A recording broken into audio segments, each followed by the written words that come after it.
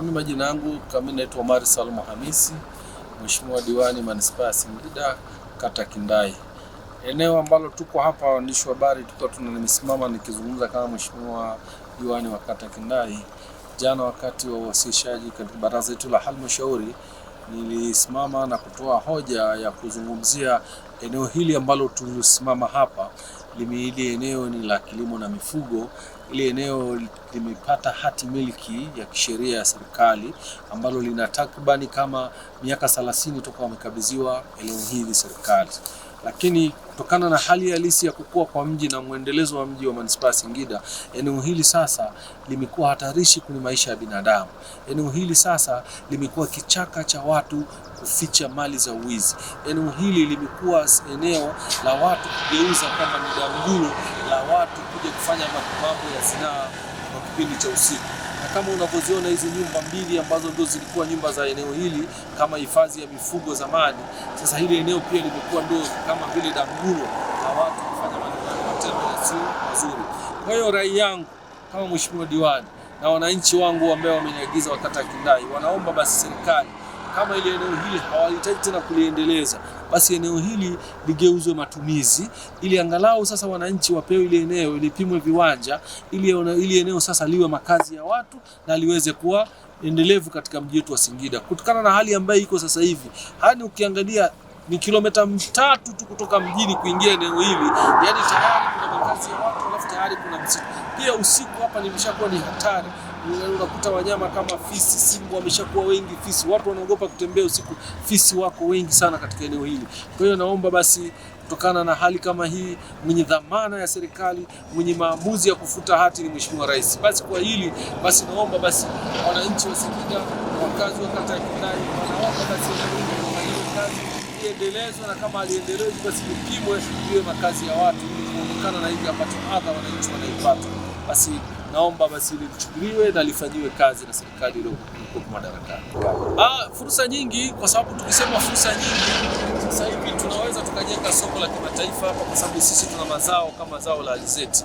Tukajenga hapa kiwanda, tukajenga viwanda, wakawekeza hapa. Kuna gulio hapa la mnada ambalo linafanyika kila Jumamosi, lakini gulio hili sasa limeshindwa kuwa endelevu kwa sababu ile eneo ni hatarishi sana. Ikifika saa 12 watu wanaogopa, maana ni msitu mkubwa mnene.